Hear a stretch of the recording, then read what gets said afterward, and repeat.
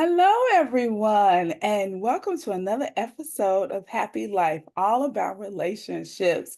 And I am super excited. I have one of my really good friends and former students here to talk to me all about the dating world. And so actually, Asia is one of our, one of our younger viewers. She's in her late 20s, almost in her 30s. So she's got a different perspective. We not jumping off that cliff yet.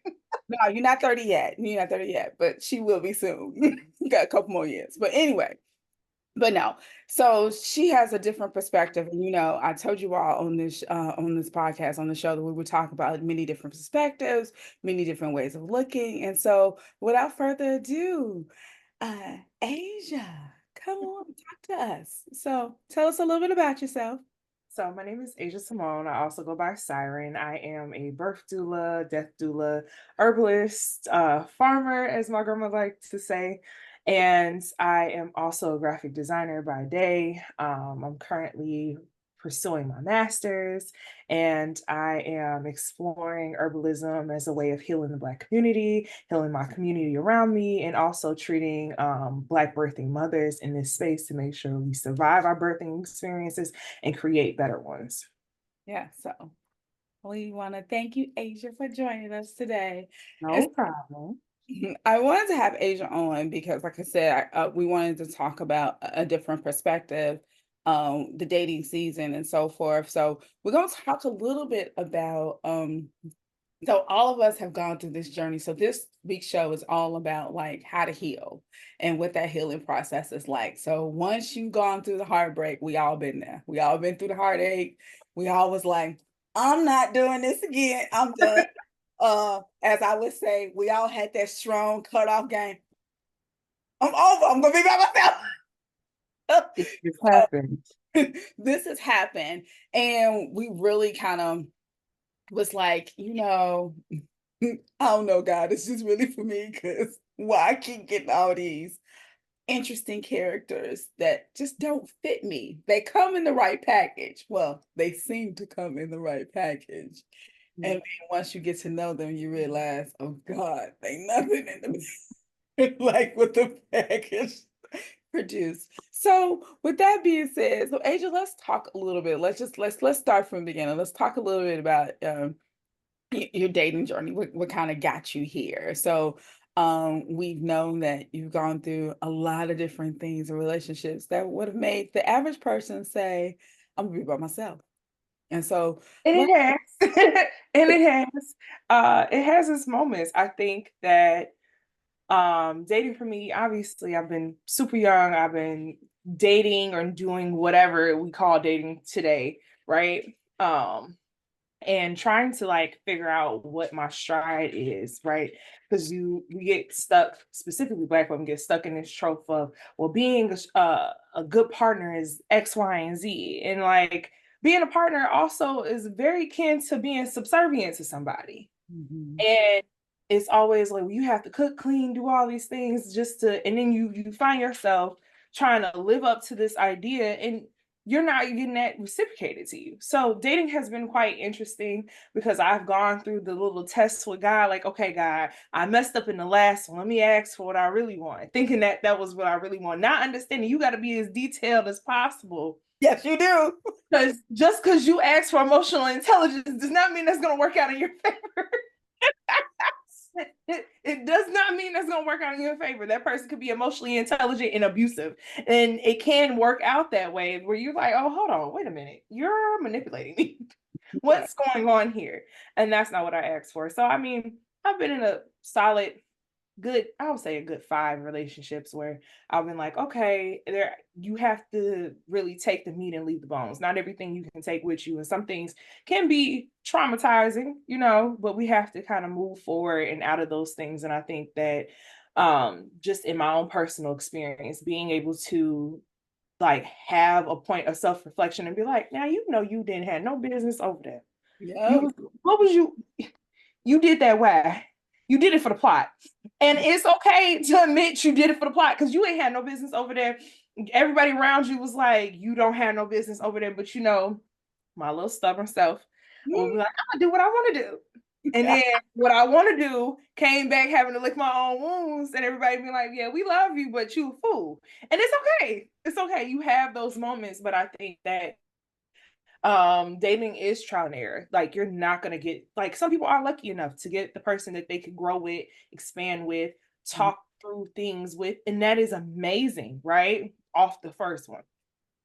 However, the dating pool got pee in it and some more stuff.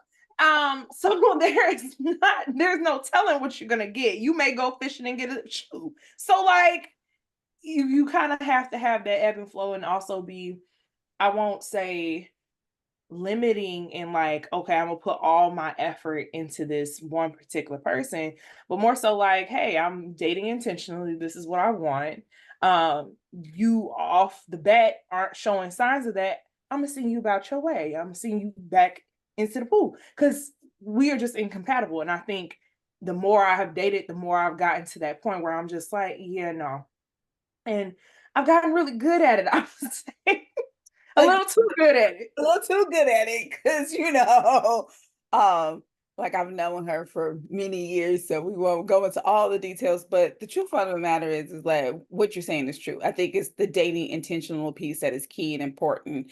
And so many people, I think, date, and you all's generation, it's the transactional dating. It's like, well, he gonna buy me a bag, he gonna take me to dinner, he gonna do all these different things. And it's the dating experience and not dating for intentionality. And an intentionality piece is dating to get to know, dating to find your person, dating to have the ultimate, which, for most of us, the ultimate is to, have a life partner and to be married. And I think it's key and important that we understand sometimes that, like you say, the dating pool has a little little pee in it. And You got a little more to be in it. At this yeah, point, I mean, it's there's some mom. people that has, has harmed and so forth, or you've gotten people who out here who have been through so much trauma in the States and taken their time to reflect and pause and say, what do I need to look at myself to see me differently? Why do I keep getting the same pattern? Why am I attracting the same person? And why am I attracting the same man? Why am I attracting the same woman? And always putting the blame on them instead of taking the time for us to look back at ourselves and say, okay, God, what can I do differently? What are the lessons that I need to learn? And so I think it's key and important for us to think about the dating intent with intention, being intentional with our dating process, understanding what it is that we want. Asia hears me say this all the time.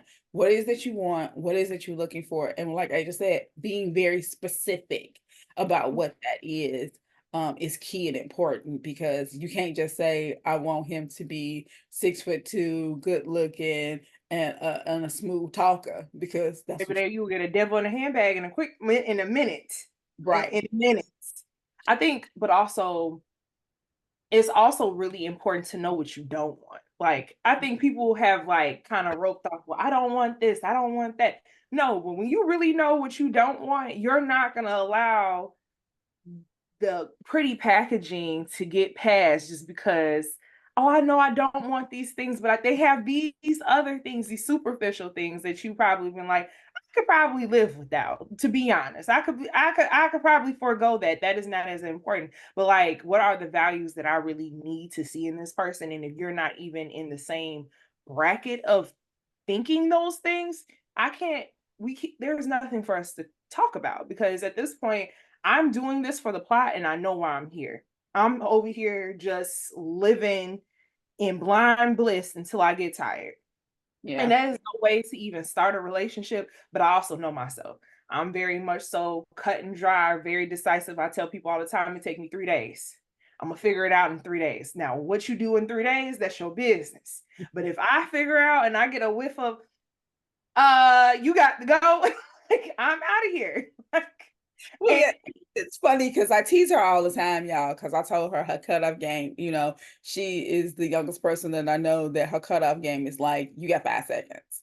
And so we've talked about this, about we know the cutoff game is for protection. It We know is. the cutoff game sometimes is necessary. So this is not me saying settle, ladies or gentlemen. When you know it's not the right fit, it's okay to release the person to let go. But me and her have talked about many times. Well, how is it that sometimes that you get so used to the cutoff game that you let the cutoff I run will you a little I bit? will say that solitude and peace has made me extremely, extremely immovable in a lot of my values and a lot of my my need to haves and even some of my superficial things, right? Because I'm gonna be honest, it's certain things that I'm just not gonna entertain. I'm the minute I see it, oh, I'm sorry, I'm gonna send you back on your way. Have a good day. Have the and if it really get ugly, have the day you deserve. Because I don't want to be in that space. And I also have been really intentional about curating my life in general. Mm, Like I don't have friends that I don't trust. I don't have people that aren't supportive in my life. I don't have family that isn't supportive in my life. And I've been very intentional about that. I don't have the career that I don't want in my life. I'm not working a dead end job that I don't enjoy. That is very intentional. So, in this process of curating the things that I want, the way I want to live, the type of lifestyle that I want, the things that I want to be able to be flexible in my time with, that also comes down to the interpersonal things. And so, if in the event that there are some huge, and it don't even have to be red flags. To some people, these might be yellow flags. To me, it's a flag on a play alone, and it's enough. And I think that yes, I have gotten real comfortable in walking away before getting attached because not for nothing, I'm still a woman at the end of the day. When I'm in, I'm in. And I don't want to have to come back to 3, 6 months, 2 years down the line, almost into a dead end marriage where I'm like, you don't even, we're not even on the same page. I can't grow with you because you don't want to grow. You just stopped when you met me. And that is something that I'm finding to be very frustrating in dating because I feel like men at this point are like, take me or leave me. I will leave you. I'll absolutely leave you where you stand. And I'm okay with that. Because at the end of the day, it's just like I don't need this partnership. I want it. And so I want to be wanted. I don't want a nonchalant person. I want you very chalant about me. I want a giving person because I'm a giving person. I want to be able to receive the love that I give to people. And I feel like if you on a baseline are not caring, you're not kind, and you don't talk to me well, you are already out the door. We don't even have to have the discussion anymore. But mhm. I feel like people, especially some of these men who are in this space, they don't know how to talk to women. You saying any and everything, and I'm not the one to do it with because I do it right along with you. And I will hurt your feelings. And I'm okay with saying that. I'm not usually like that. That's something that you're gonna have to work up to because I don't stay in that space. But I feel like you have to have some type of tact and care, and that is what's missing. People are out here just dating thinking that somebody owes you something. I don't owe you anything. Nobody owes you anything. And unfortunately, you probably need to have a conversation with yourself about what is what is your expectation in dating? Like you Mm. expect me to give of myself in a way that you are just simply unwilling to even reciprocate. Yeah. And I That think doesn't make sense.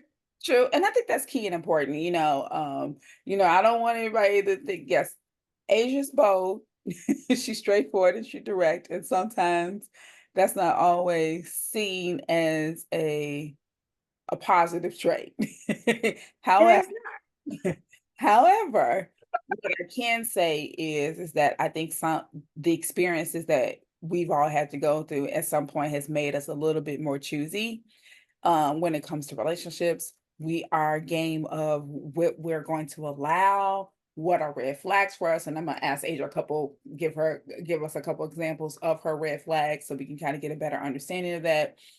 And then also talking about the process of dating. Because what I've been hearing from what some of the men across the board and all the different age groups is that we have a lot of women out here that look the package. They look a certain way, they got the education, um, They say they want to be in relationships, but when it's time to come down to the conversation process of dating, they are of no substance. And I know Asia will flip and say the same thing, that she's been in conversations where they have been no substance. So, I want us to really think about, like, so my question for you, Asia, is really around the, like, what is the substance piece that you need? And then let's talk about a couple of these red flags. Okay, substance piece that is necessary. I think the reason why a lot of people are not finding substance is because y'all don't know how to have a conversation. In general, a lot of people do not know how to communicate well. You really don't know how to read in between the lines to decipher, and you're not doing follow-up questions or engaging. It's very flat. Everybody wants to use acronyms for everything, which is fine. In some cases, if that's how you communicate, that's how you communicate.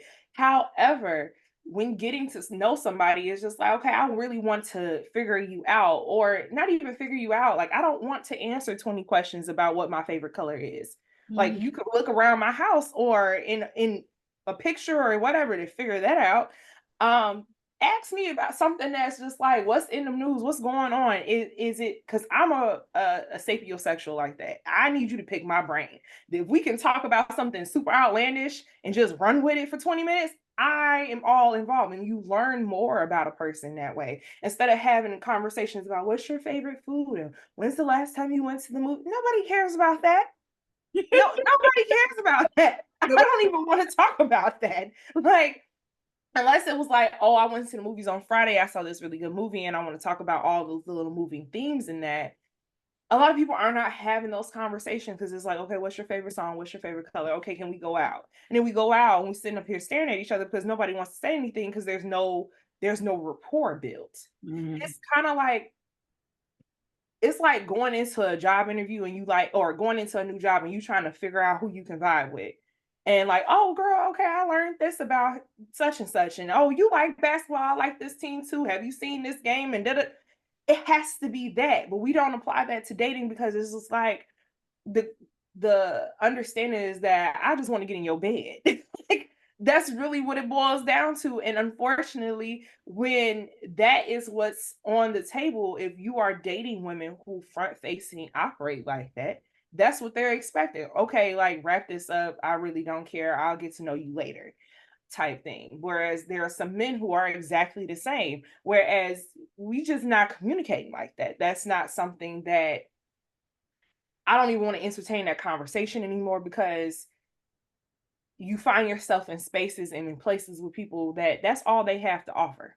Mhm. And unfortunately, with somebody who is, I won't even bring up the table, but with somebody with real values and want to create a life and curate their own, you have to engage with them differently. You have to engage with different women differently. And that's not to say that the women with the degrees who don't have the conversation that men are looking for are not and cannot provide that.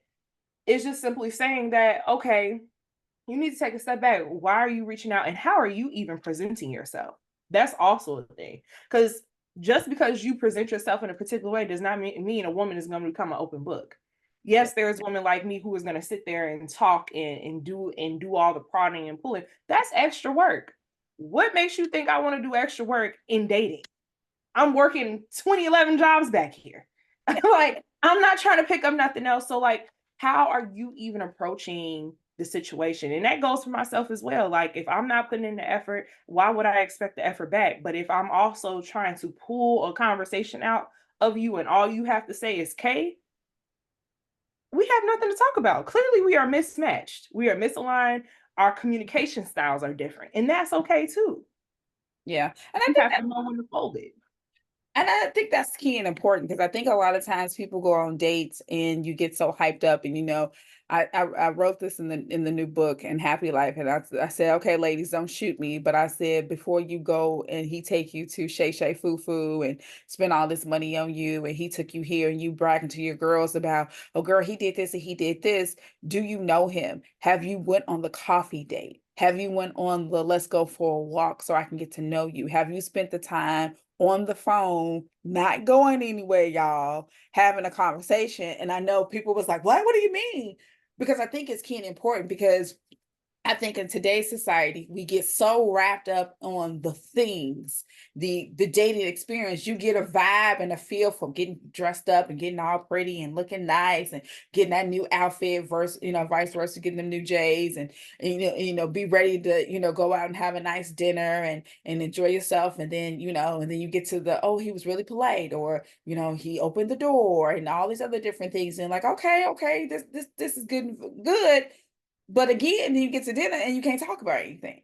Or you don't feel the sense of being able to communicate. And I think that's key and important, to take the step back and say, before you have your real first date, your first date should be really communicating, not going out and doing all this. It's like, go for a coffee date, go for an ice cream date, and let's talk. Let me get to know you. Let me see if I want a third or a fourth or a fifth date, to even see if it's going to progress. Because I think sometimes we get wrapped up in, oh, girl, I'm going on a date. Oh, this is great. He cute. He fine. He got all he cheating. Check my boxes so far, but what I can see, but then you don't really know who they are. Because I think what's key and important, both of us being well, I think the key important, when both of us being entrepreneurs and so forth, you meet somebody who's an entrepreneur, the man or the woman is going to ask a question, well, tell me a little bit about your business. Well, if you can't have that conversation, that's going to be an issue. So I think that's what's key and important. I think we have to learn in the dating process to really do it in a different way. It can't all be about the experience of going out on the date and how much money the person has spent, or how much money they got, or what car they have, or where they live at, and all this other thing. I think society has taught us to be like, and I think some of it's from our parents' generation, our grandparents' generation. Well, he got to have a good job, girl, and he got to be able to take care of you, and he has to be a good provider, and he has to be a good father, and all those things are key and important. I'm not negating that, but before we get to the he can provide, he got a house, he got a job, all these other different pieces, can he hold a conversation? And do we have the same level of intimacy? And what I mean by intimacy, not physical intimacy, y'all. I'm trying to break y'all out of just focusing on the physical intimacy. That's a key and important part of the relationship. But as I talk about it all the time, the intimacy part physically is the icing on the cake. You still need the eggs, you still need the butter, you still need the cake batter, the flour, the milk, all those things to make the cake, and then put the icing on top. And I Well, think, go I ahead. believe society has done a number on just relationships, because quite literally only significantly only Black people are taught having this conversation. And that's partially because the fact of the matter is men have only been and only required to be the provider. They're not required to show up. They're not required to rear no children. They're not required to cook, to clean, to add anything in between. I'm just supposed to be Hazel around here while you go live your life and make sure these lights don't get cut off. That has been the overarching, like, definitive thing that, oh, that's what men have to offer. And I feel like, and me and my friends have this conversation often, we have now gotten away from that because Black women are more successful. They have their own bank accounts. They're providing for themselves at a staggering rate. And we don't have to see if we have to go to Todd to pay our bills. Now, what I will say is, a lot of our grandparents, and men like to bring up the conversation about grandparents, and, well, my grandmother stayed by. Well, when you meet a woman like me, my grandmother left with 3 kids and a baby on her hip. Like, that doesn't apply to everybody. So some people have stayed. That's what some men and women know. Grandma stayed for 20 some odd years. My grandmother left when my mother was 9 months. So that is a different perspective. I've seen women do it on their own and be perfectly fine in doing so, but in not really focusing on the relationship. The relationship has always been the additive. from my perspective of what I have seen the women in my family do and everything like that. That's not to say that they're least important. I'm just saying you can't go back to say, well, my grandmother did this and this is what we know and that's what we got to say. No, that's not. I think is we are now requiring men to show up in a very different way. Where and the men are actually requiring women to not be superficial and show up in a different way as well. Because it's a two-sided coin. You cannot say I don't have to be the provider and I need to be emotionally intelligent and you're not. And all you doing is checking for me to see if you can get this bag or not. Yeah. And I It think has to be bigger than that. Yeah, and I think it's key and important for us to remember too when we're talking about the different things. Most of us who's lived in African American houses have had the where grandpa, they were married for 40, 50 years, but everybody knew that grandpa may have had that child on the outside or had that relationship on the Outside family down the street, up the corner that big mama didn't even talk about. She just right. had in the household. And then she just kept on going with the children and so forth. Or this may not even been that. Grandpa didn't have any outside relationships, but all grandpa did was go to work and he came home and grandma fixed him his meal and he was happy sitting in front of the TV and that was it. He made a play with the kids a little bit, made talk to him, but grandma did all the housework, grandma did all the different things. And I think we're in a new era. And I think it's important where we have this give and take because women are working, women are achieving and doing things. And I think the key factor that people are not thinking about or talking about in this stage is now is what everybody has always wanted is you want love, you want respect, you want kindness, you want support, you want encouragement, you want a best friend. And I think it's important for us to really start to think about, is this a person, if we get to the point where somebody gets sick, and they can no longer provide the physical needs anymore, can I still spend time with them? Do I, what is the little things that they provide that give you that joy and that love that keeps the relationship going? I was reading something today by Pastor Rick Warren, and he was talking about if you think love is going to be the only thing that builds the relationship, he was like, you in a fallacy, you in a fairy tale. And I think it's important for us to look at, are we congruent spiritually? Are we congruent politically? Are we congruent in our values? How do we value money? How do we value being able to change and to grow? Are you a person that's so stubborn that you don't want change? You just want to stay in the uncomfortableness because you're comfortable with the uncomfortableness. Because I think what people are not talking about in the dating world and relationships, the key factor is it is going to take work. You are going to have challenges, and it's not going to always be financial pieces because the financial piece could switch. He could lose his job, and then now you become the breadwinner. Or or depending on what the dynamic of the family is, it may be better because you make $100,000 a year and he's not making as much money. But so then he becomes the person that takes care of the kids. And I think we have to kind of break these generational pieces of when women were seen as property, women wasn't allowed to have their own bank accounts and have their own land and have all these different things. And now we're in a different place. But ladies, caveat, I'm not saying that we should be at this place where we so independent, where we don't need nobody. I can do it by myself. Yes, in many regards, financially, we can do it by ourselves.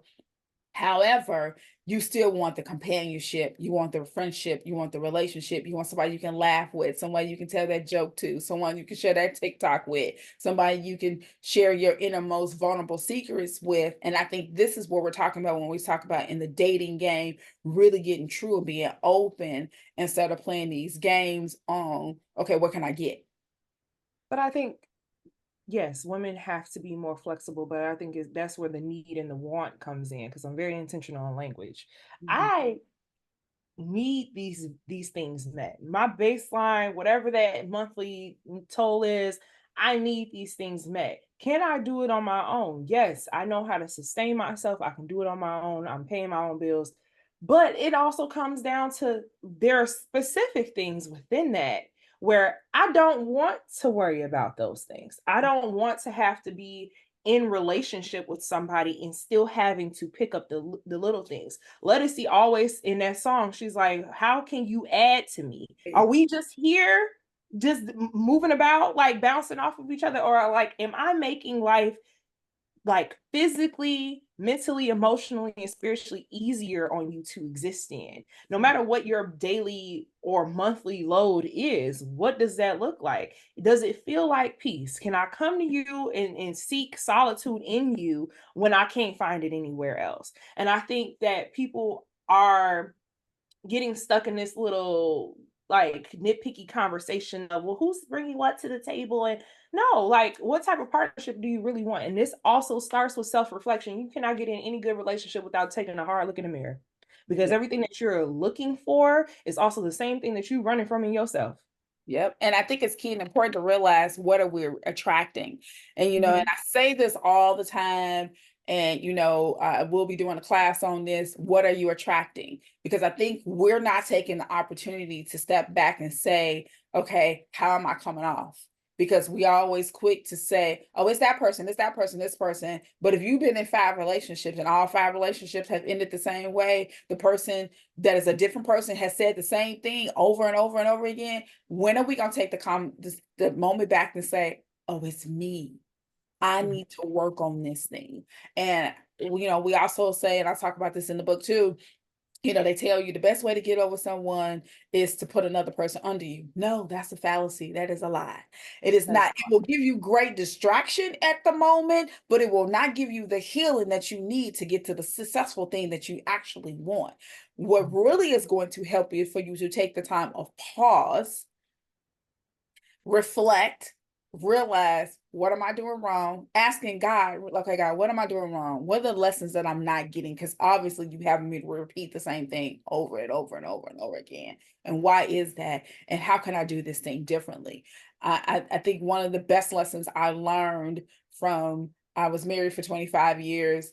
And I got married at a very young age, and then came out of that, took some time. I stick my toe in the dating world for a little bit. It did not work out because I needed to heal. And it wasn't until I went into my preparation season, my alone season, what I call my loneliness season, which really prepared me to really think and look at me. Well, how do you communicate? Are you being effective with your emotions? Are you communicating what your expectations are? Are you being realistic about what it is that you want? Are you expecting a perfect person to show up and then the relationship to be perfect and come with no problems whatsoever? And thinking that, Asia used to tease me all the time because what she said, what did you think? They gonna ring the doorbell with a bow tied on them? It was like, come on, Marquise. And I was like, well, and then she was like, And see, here's the thing. You can only love where you're willing to love, and in the way and capacity you're willing to love, right? I say this all the time. Like, you're only going to be able to reap what you sow in this space. And because you have to kind of feed love, it's not something that's, it's going to come to your door hungry and looking for something. If you have nothing to give it, it's going to eat you alive. Like, then it becomes this monstrous thing where it feels taxing. It feels like work. It feels like I really don't want to do this today. It feels like, you know what, I'm gonna just let you go about your business because this feels unsafe, right? And so when we get to those spaces, it's like, at what point are we actually being like, okay, I love myself like this, so I know I can love somebody else. Okay, I'm showing up and doing the things that I require. Like, one of the silly conversations that's happening, like, well, you didn't buy me flowers today. Are you buying yourself flowers before you got in a relationship? come on now. Let's, like, are we really doing it? Are we buying ourselves flowers? Are we buying ourselves that expensive? Because we also have to pamper ourselves. We have to date ourselves before we get into another relationship with somebody else. Because then they don't even have a playbook to go off of. Now you just picking at straws of what you think you like. And instead of you doing it for yourself, you requiring it of somebody, and you don't even know if you really like that thing, but it's just something that you just said, well, you should. No, it is you have to lead by example. If I'm dating somebody, I don't go out, and you don't necessarily have to say these things. That's also it. I don't have to tell the person I'm dating that I like flowers. You see flowers when you walk around. When you see me in my farm or whatever, that there's flowers. So that's a simple, like, oh, I'm thinking about you gift. And that's fine. And it's just that simple. Or if you know somebody like really good food, you're not gonna go to Jewel and get them a box cake and say, here you go. No, you're gonna go like, you know what? I found this really cute cafe that I want to take you to because I know you like food. It's the intention behind what you're doing and how you're showing up. It has nothing to do about how much it costs. It has nothing to do about Mhm. if you want it, if it's expensive, and none of that matters.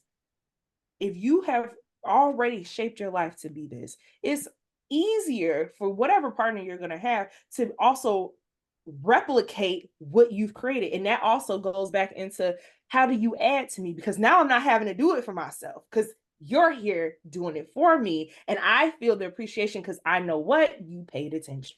Yeah. And I think that's key and important as we start to think about, I was reading an article and was talking about it was a husband and wife. They was talking about the little things. And Mhm. somebody was asking them, well, how do y'all stay in love? How do y'all been married 20 years? How do y'all stay in love? What is going on? And the woman said, because he's the husband, she said, because he's the man that will go to the movies and buy me movie popcorn and we don't go see the movies. And they was like, what? So yes, he's the man that will go and buy a ticket so he can go into the movie theater just to go to the concession stand to buy his wife a big thing of popcorn, take it out to the car, and they go home and do whatever she wants to do. And and people be like, wait, that's so simple.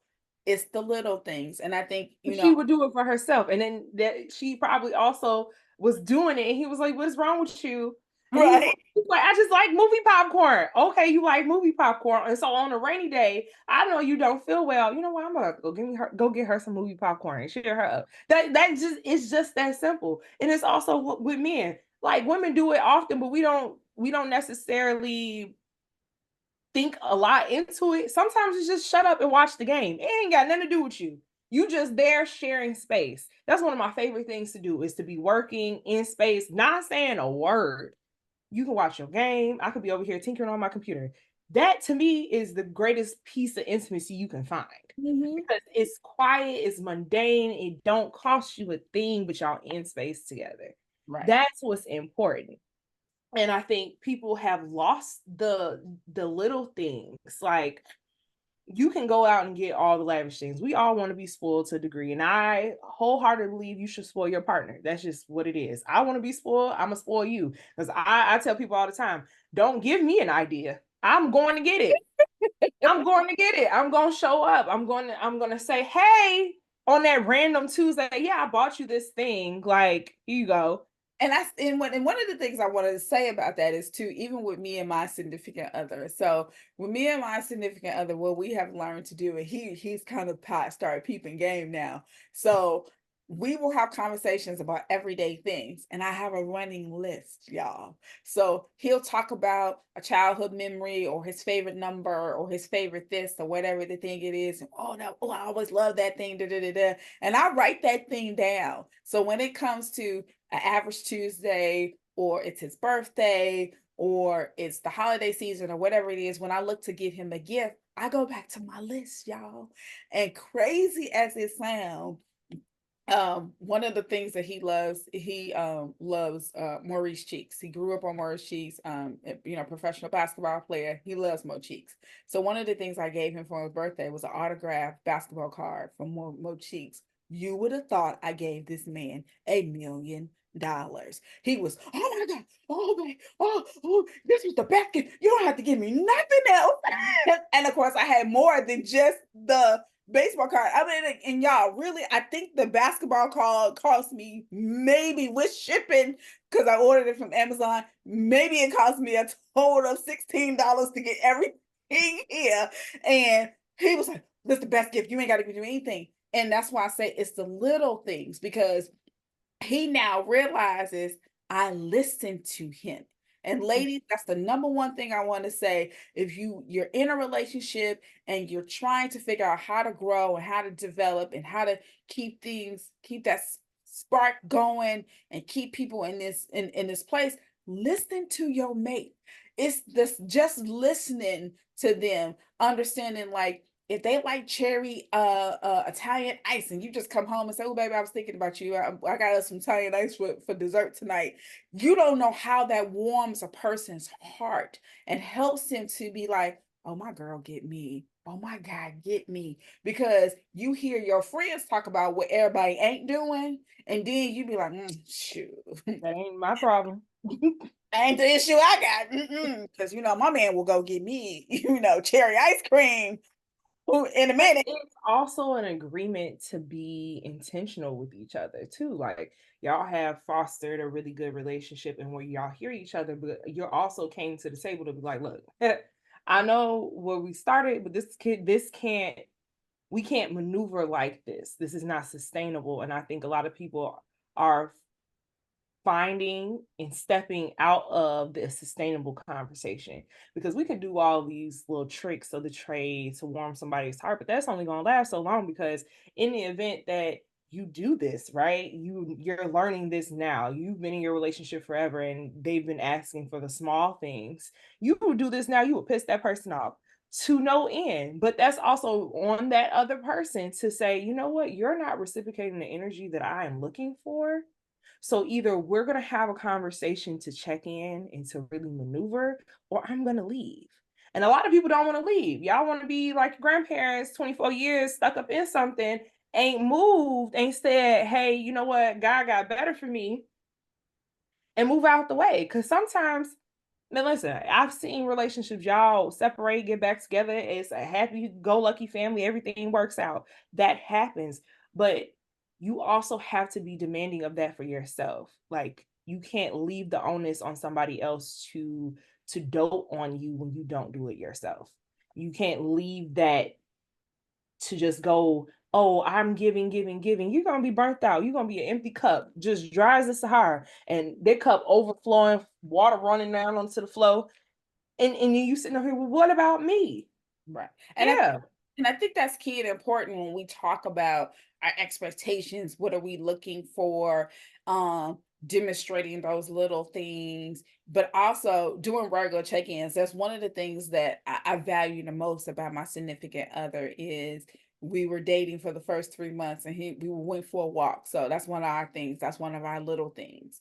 And so we were going for a walk and it was a cold fall day and we were walking toward the lakefront and he was like, well, let's do a check-in. He was like, how am I doing? And I just kind of paused, was like, did this man just ask me how you doing? And he was like, well, how am I doing? He said, are you happy? Am I giving you what you need? Is there anything missing? What would you like to me and to improve on? And y'all know, I was like for 5 minutes in shock. And then I had to like really answer the question. And then I realized every 3 months, this is what we do.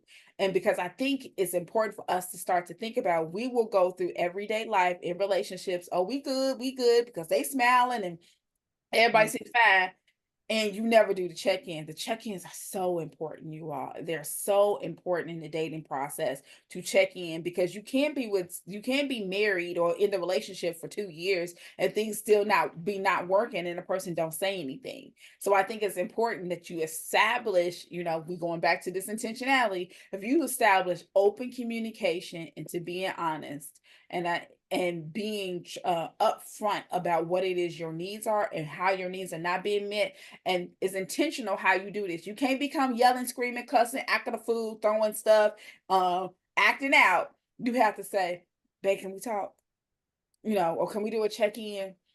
And then talk about, hey, I'm noticing that I'm not getting this, or babe, you used to do what changed? Did something happen between us? Did I say something? Did I do something? Are you tired? Do you have enough? Like, what is it going on with you that we started off this way, and now 6 months in the game, a year in the game, 5 years into the marriage, the relationship, we're not at this place. What's missing? I believe the check-in is necessary, but you also need to do that for yourself in general. Just in like, hey, am I who I want to be in this relationship? Like, am I emotionally growing?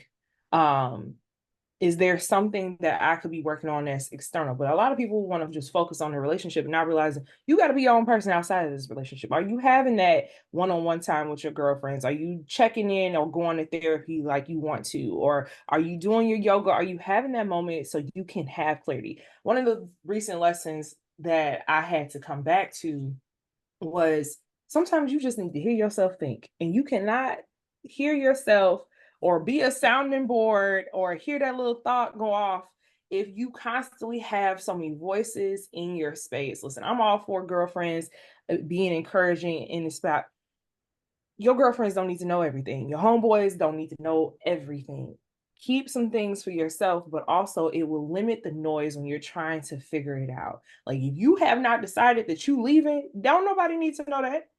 Y'all gonna figure it out, and then it comes back up in conversation. Oh yeah, we had a little spat about this, but we got over it, and it just goes back to where the intention needs to be on the relationship. Are we being successful? Are we being accountable to ourselves and our intentions? And are we showing up in the best light for ourselves and for each other? That's just baseline.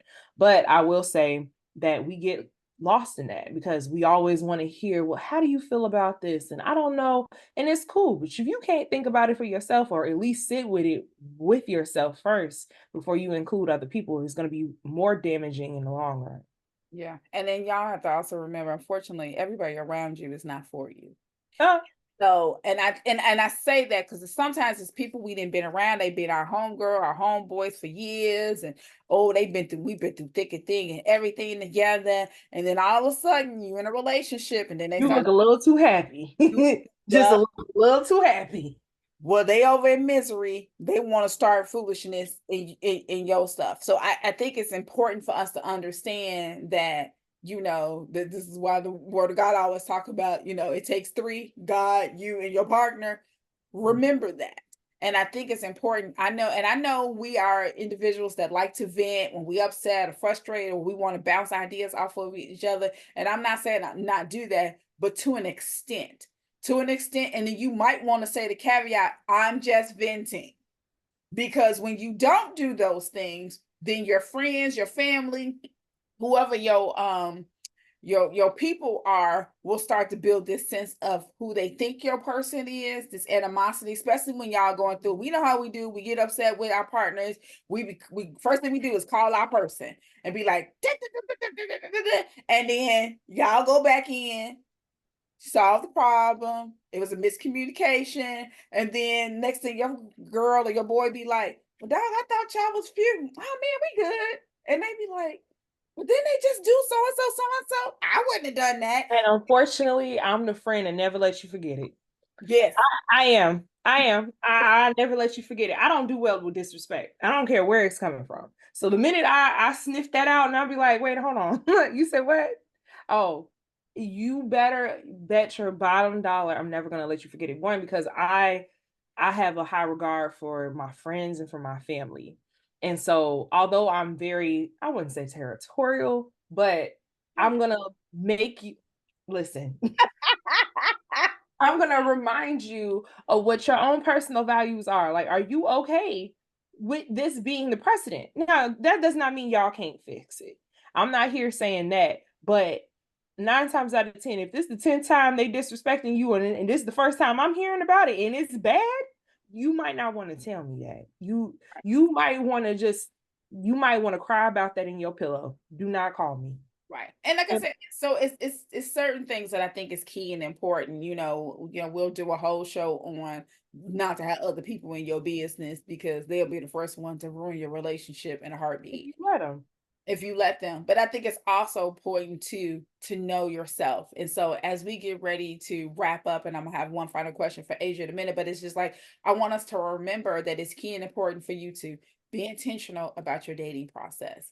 Be mindful of your cutoff game. Not saying you shouldn't have one, but I want you to be mindful. Are you cutting people too loose? Are you not giving enough grace and mercy? Great. Asia knows I'm always talking about grace and mercy, but not to the point where you abuse, misuse, manipulate it. But, and then the other piece of it is too, are you doing your check-ins? Have your dating questions? Have you done the Okay, well, these are questions I'm gonna ask, and not how much money you make, where you work, where you live, but is, what is your political affiliation? So, I saw this, article on so and so, so and so. What did you think about this? Or did you watch what kind of, movies do you like? Are you more of an action person and so forth? And what are the heartfelt dramas? And tell me about that most embarrassing thing you did as a kid. And it's like when you start to ask these questions, it gives you more information than you will ever know, because when they start talking about the stories, you get to learn family dynamics. You get to learn how they deal with challenges. You get to learn how they deal with conflict. You get to learn what are some of the similarities that you're seeing right now. You get to hear about the traumas in their life. It's all these different things that you start to learn about the person. And then you, as the individual, can decide, do I want a third date? Do I want a fourth date? And see how this goes. And then be mindful. And, I always ask the question, where do you see yourself in 5 years? If money was no object, you could do whatever you want to do today, what would that be? And the person don't have an answer to that. For me, that's a red flag, because it means that A, that you haven't had the moment to really think about it, or B, you haven't had the space to even to move in that direction or see yourself out of where you are right now. And so I think it's key and important that we start to really do that. And my final question for Asia is, what would be your top 5 things that you would say as words of encouragement for someone who's gone through the heartache and is about to go back out again? You say my top what? Top 5. Top 5 things of words of encouragement would you give to a person who has went through a lot of heartache? Question, is there anybody out there for me, God? And they're about to go out there again. What would you say that they would need to be mindful of? They need to be mindful of, or things they need to have. Okay, I'm gonna do both because okay. So you need to assume a risk. You're assuming the risk of putting your heart back on the line. And if you're not ready to do that, do not go looking for anything because you're too timid, you're scared. You have to assume the risk, and the risk is I have to give up my heart for yours. That's one. Two, um, you also have to, just as loving as you want to be with another person, be for yourself. Three, the way in which you want to receive and reciprocate, you need to be willing to receive and reciprocate, as well as how you want to be, how you show up has to be the example. My fourth would be you need solitude. You don't need to be up on everybody all the time. Like, have your moment to reflect any day. I would say that just as an individual, like regardless if you're dating or not, you need to have your moment that you are just talking to yourself. I don't care if you in the mirror, you on Snapchat. That was my go-to for a while. You writing in your journal. Just have your moment to reflect on like where you are and where you stand and what are some things that you want to work on, and start there. And also be open more than anything. Be open to exploring and doing new things, be open to going to new places. The running joke right now on TikTok to find a good man is in Home Depot. I listen, I don't know if that's true or not, but like change your scenery, change your environment. And if you are always with your friends when in relationships, who is checking for you? They are at the couples table. You need to go to the bar. Like, it's okay to do something different. And so as somebody who was actually in this space and going back and forth and trying to figure it out, just take the burden off of yourself. It does not require all that pressure. You don't have to have all the answers, and not every person and you don't have to kiss every toad that you see.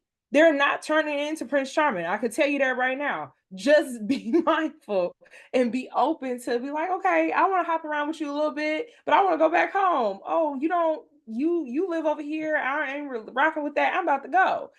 And being okay, and let your no's be your no's and your yeses be your yeses. And it's okay to accept yellow flags, but the flat out red ones you need to run. That is my takeaway.